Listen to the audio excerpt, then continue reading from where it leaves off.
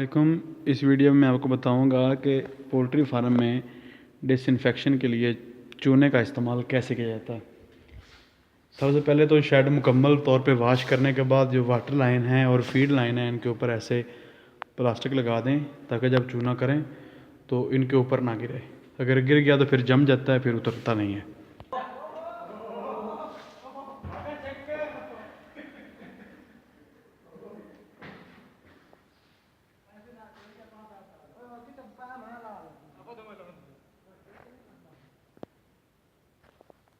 ये है जो चूना, जो पत्थर की तरह होता है और इसे अनबुझा चूना भी कहते हैं।